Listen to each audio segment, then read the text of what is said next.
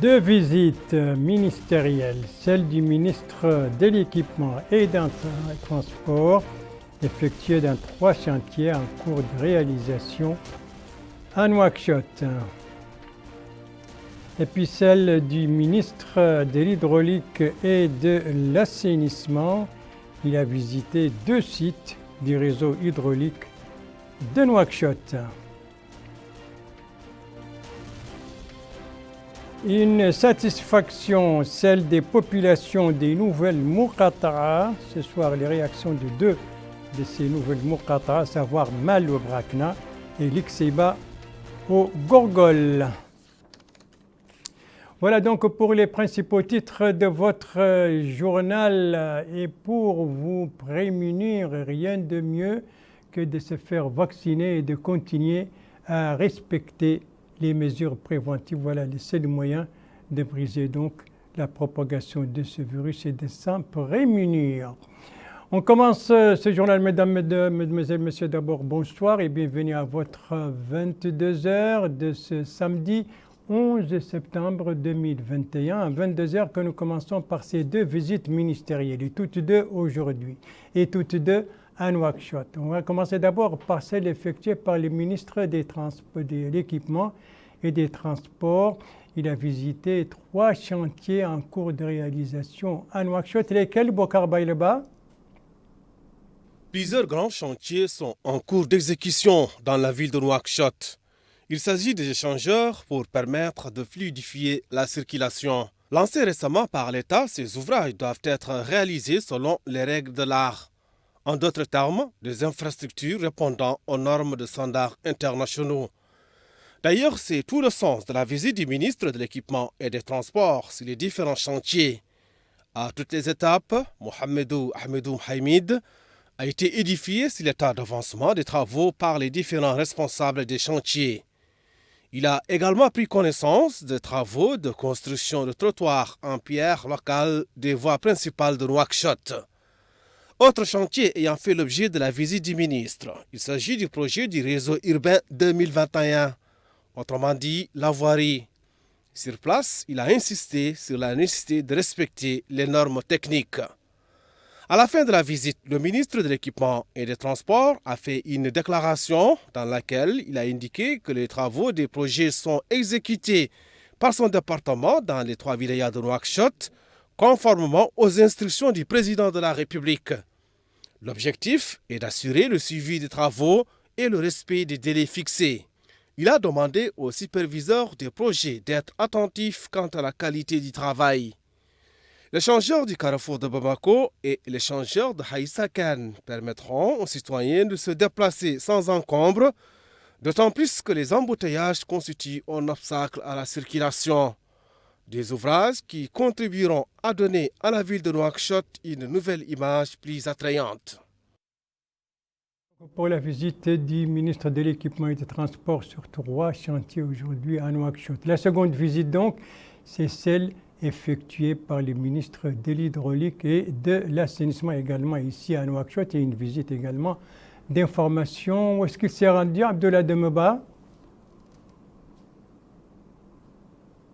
Le ministre de l'Hydraulique et de l'Assainissement s'est rendu au sein de 4 Muqata'a des 3 wilayas de la capitale. Il s'est soudé en guide des travaux en cours pour les branchements des blocs 6 et 10 du réseau d'adduction d'eau de la capitale. Ce réseau supplémentaire permettra de desservir les zones qui n'ont pas encore été raccordées. Hassan Aoul Bohresh, ministre de l'Hydraulique et de l'Assainissement, s'est informé de l'avancement des travaux au niveau de ces secteurs. Il a à la fin de ce déplacement déclaré que le 6e branchement au sein de la Muqata'a d'Arafat comprend la pose de 175 km de canalisation et 15 000 branchements domestiques. Quant au 10e bloc, il comprend la pose de 400 km de canalisation et le raccordement de 22 000 branchements domestiques. Concernant le 6e bloc, dit le ministre de l'Hydraulique et de l'Assainissement, 25% des canalisations sont achevées et l'eau a été raccordée pour des branchements domestiques. À propos du secteur 10, dit le ministre de l'Hydraulique et de l'Assainissement, 82% des travaux sont achevés en plus de 10 000 branchements domestiques réalisés. Il a à la fin indiqué qu'il reste 3 mois avant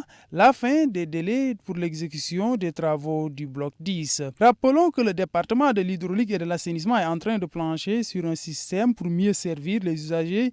Il s'agit d'associer les consommateurs dans le cadre d'un mécanisme permettant un suivi des plaintes de ces derniers. Deux visites d'information donc entreprises par les ministres de l'équipement et des transports et les ministres de l'hydraulique et de l'assainissement. 3 chantiers pour les premiers, 2 sites pour les seconds. Pendant ce temps, eh bien, les réactions des citoyens continuent à la suite des décisions prises récemment par le gouvernement et notamment celle créant 6 nouvelles muqata'a. Eh bien, nous allons prendre les réactions de 2 de ces nouvelles muqata'a, à savoir celle de Mal au Brakna et de Lixiba au Gorgol, où les populations donc ne cachent pas leur satisfaction à la suite de ces décisions. Constat de nos correspondants régionaux, constat revu en français par Mohamed Lemine Bekar.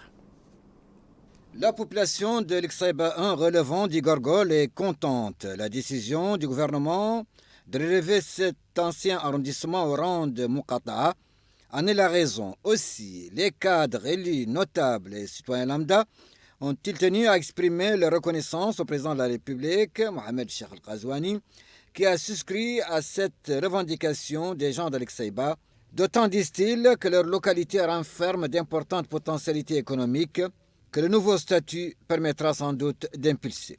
Le Wali du Gorgol a félicité sa population et exprimé la volonté du président de la République d'œuvrer à tout ce qui peut contribuer à rapprocher l'administration des citoyens et à promouvoir leur développement économique et social.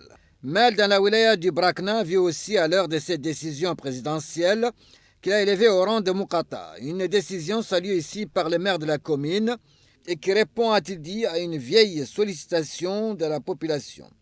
Un sentiment partagé par ces citoyens qui sont certains que cette mesure, une fois de fait appliquée, aura des retombées positives sur la vie de la population et certains problèmes d'ordre administratif seront résolus.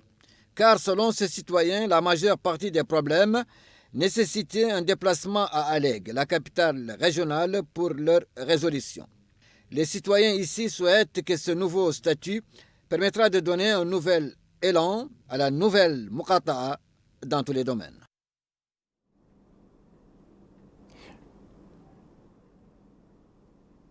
Voilà pour cette satisfaction des populations de l'Ixiba et de Mal. Et outre ces 2 nouvelles muqata'a, les 4 autres nouvellement créées, il s'agit d'Adel Begou au Hod el-Sharqi, de Touil au Hod el-Gharbi, de Keikan au Trarza et de Wumpu au Guidi Maha. Les 6 nouvelles muqata'a qui viennent d'être décidées, c'était lors du dernier Conseil des ministres.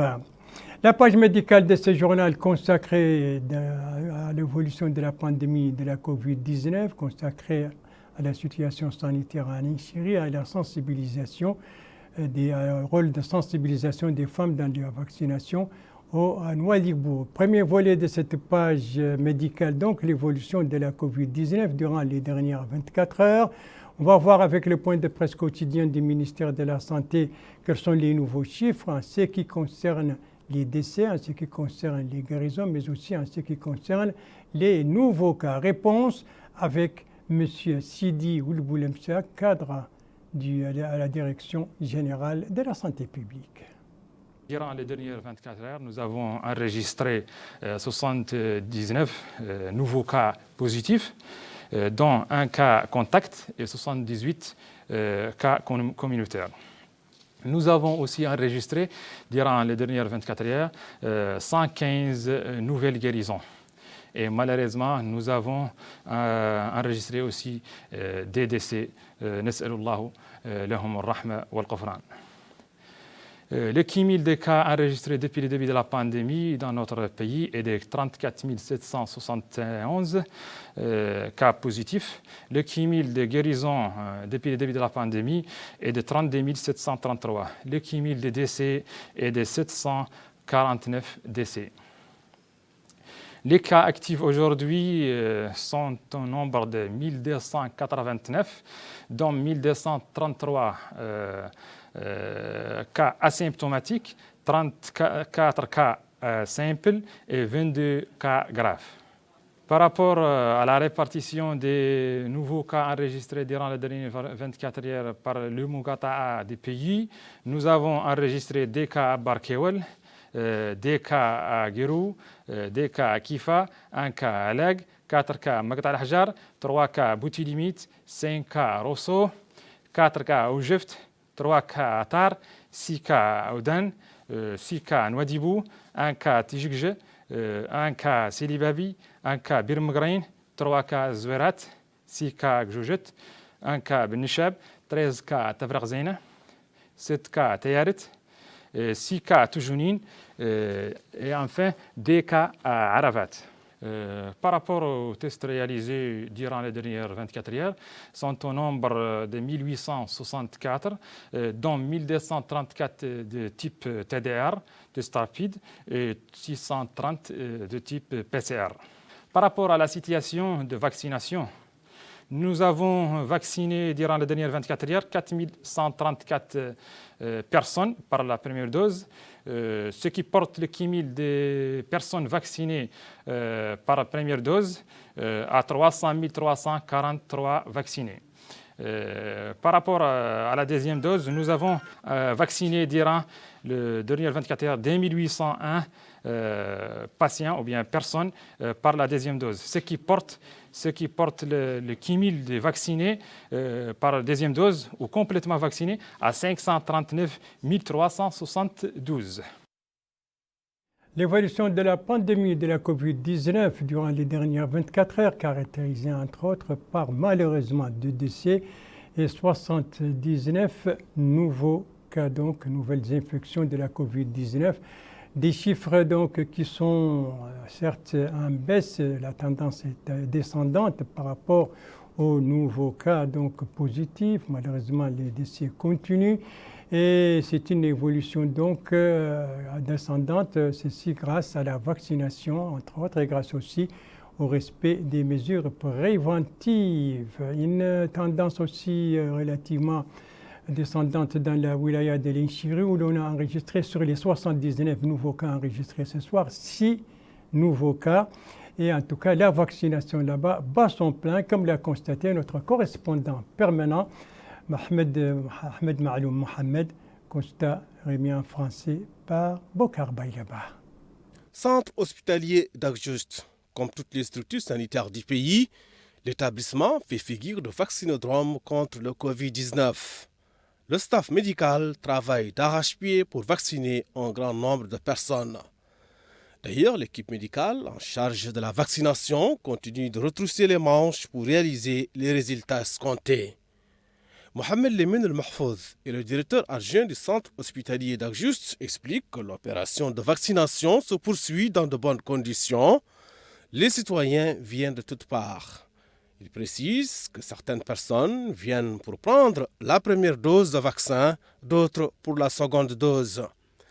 Justement, cet homme affirme que l'opération de vaccination s'est déroulée en laps de temps très court, invitant d'autres personnes à venir se faire vacciner. 3 vaccins ont été mis à contribution: AstraZeneca, Johnson & Johnson et Sinopharm.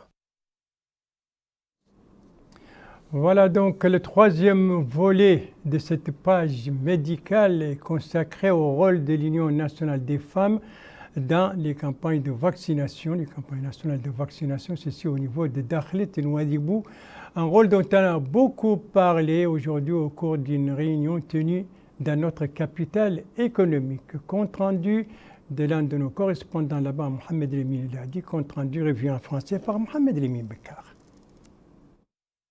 Cette rencontre organisée par l'Union nationale de la femme mauritanienne à Nouadhibou et parrainée par l'autorité de la zone franche visait à faire l'évaluation du rôle joué par cette union dans la dernière campagne de vaccination contre le Covid-19 dans la wilaya de Dakhlet Nouadhibou. Les intervenants ont apprécié le rôle majeur joué par les femmes dans tous les secteurs de la vie et qui se sont investis dans la lutte contre cette pandémie à travers leur participation active aux différentes campagnes de sensibilisation.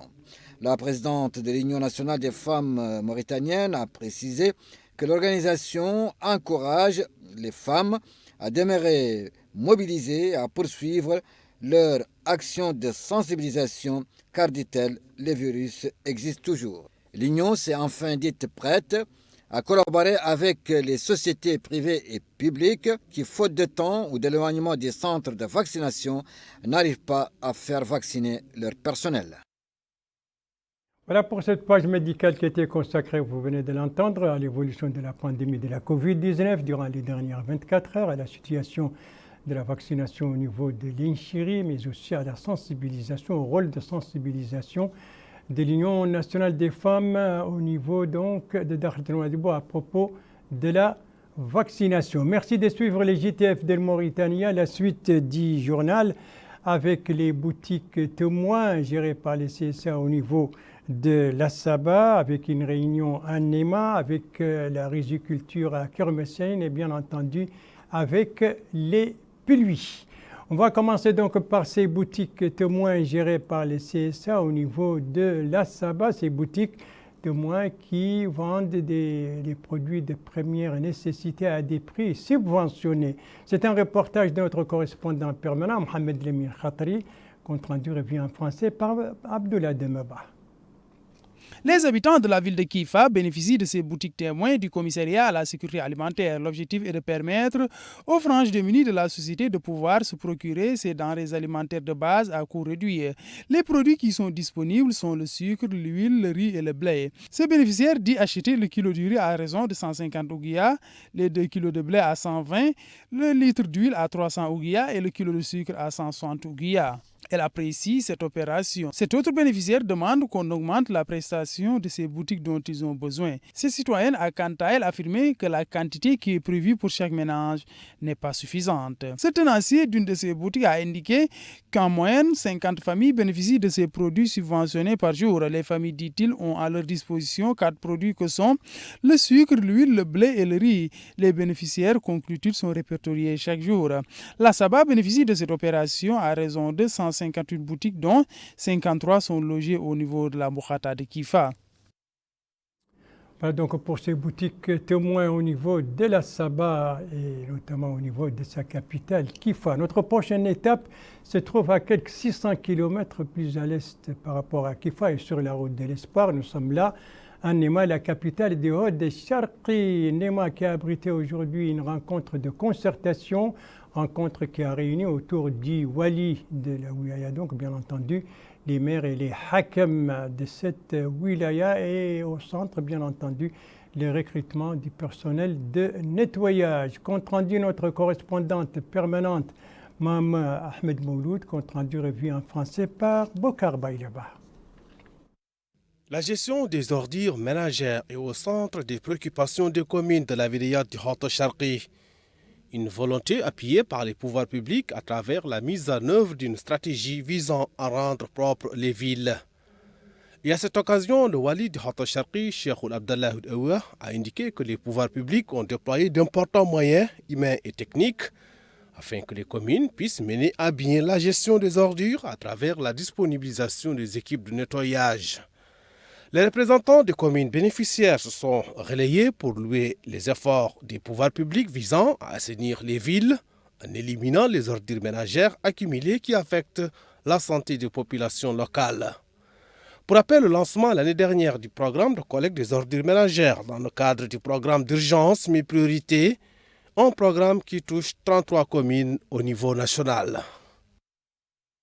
Donc pour cette réunion de concertation qui s'est tenue aujourd'hui à Néma, il s'agit de recrutement du personnel de nettoyage pour les 13 mairies de la wilaya du Haut-Charqi. De l'extrême est du pays à l'extrême sud-ouest du pays, nous sommes là au Trarza, précisément dans la Muqata'a de Kermessène. Cette Muqata'a qui est l'une des plus importantes en ce qui concerne la riziculture. C'est un reportage de notre correspondant permanent, Mohamed Bilal, compte rendu, revu en français par Abdullah Demeba. La culture du riz occupe une place prépondérante dans l'activité agricole au niveau de la Moukata de Kermasen. Cette localité de la wilaya du Trarza est une zone où la riziculture est une activité qui a connu un nouvel élan avec l'appui apporté aux riziculteurs. Cet inspecteur agricole à Kermasen a affirmé que cette Moukata est une zone par essence à vocation agricole. Il a indiqué que le riz est cultivé dans certaines zones, dont Gouer, Ibrahima, Kumpu, Aftour et Sahli, entre autres. Les agriculteurs de cette Moukata demandent un appui particulièrement avec le drainage des eaux pour mieux entamer leur campagne. Ils ont indiqué que cette zone est dédiée à l'activité agricole.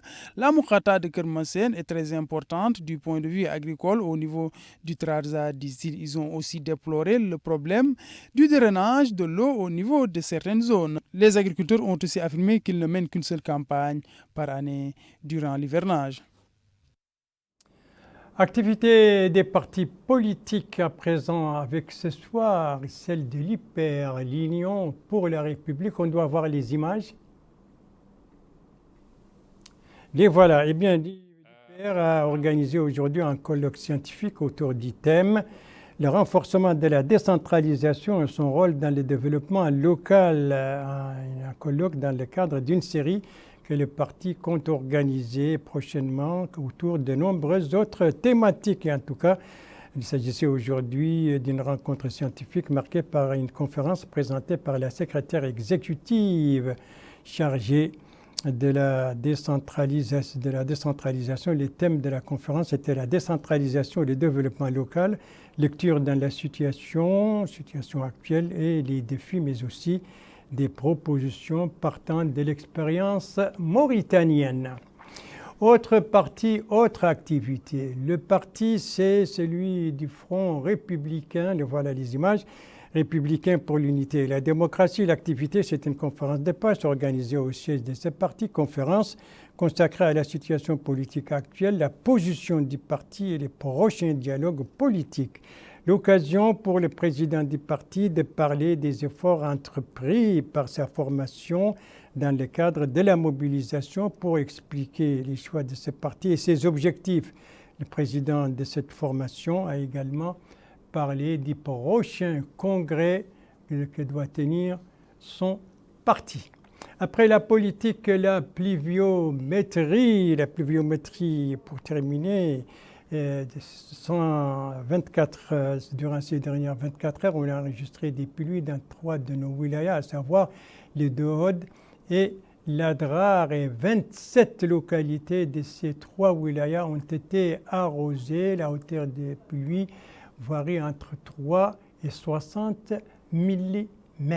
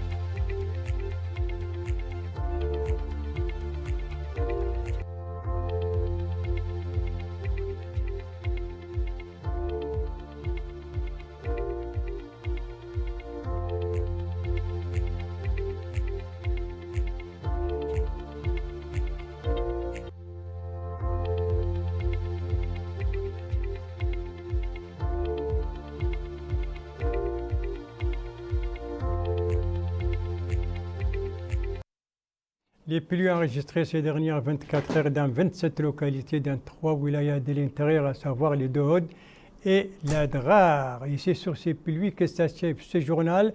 Merci à vous, madame, mademoiselle, messieurs, de l'avoir suivi. Merci bien entendu aux équipes rédaction et techniques qui ont participé à sa conception. Je vous en rappelle les principales informations. Ici, c'est la visite du ministre de l'Équipement et des Transports. Aujourd'hui, sur 3 chantiers, donc en cours de réalisation à Nouakchott. Carrefour Bamako, Carrefour Haïs Saken, et puis il y a autre site aussi à Tavrazen. Ici, c'est la visite du ministre de l'hydraulique et de l'assainissement. Il a visité 2 sites du réseau hydraulique de Nouakchott. Toutes les 2 visites se sont déroulées, bien entendu, aujourd'hui. Et ici, ce sont les réactions de satisfaction exprimées par les populations des Muqata'a de Mal, au Brakna et de l'Ikseba au Gorgol, à la suite de la décision de faire de ces 2 Muqata'a, comme 4 autres, des nouvelles Muqata'a. Et puis n'oubliez pas que la vaccination et le respect des mesures préventives, c'est le seul moyen le plus efficace pour briser la propagation du virus de la Covid-19 et pour arrêter donc sa pandémie qui sévit chez nous, mais aussi à travers le monde. Ce sont des gestes qui ne demandent pas beaucoup d'efforts, sinon la volonté de les faire, des gestes qui permettent de sauver des vies. Et puis n'oubliez pas que votre santé est entre vos mains. Prenez soin de vous pour vous préserver et préserver les autres. Et si vous aimez vos proches, eh bien pas d'approche et pas non plus de reproches. Et tous vaccinés, tous protégés. Et sur ce, je vous souhaite une très très bonne fin de soirée, une très très bonne fin de semaine. Et je vous donne rendez-vous, Inch'Allah, tout en vous rappelant que les JTF reviendra demain à la même heure, 22h. Et moi, je vous donne rendez-vous, Inch'Allah, vendredi prochain à la même heure, 22h. Bonsoir.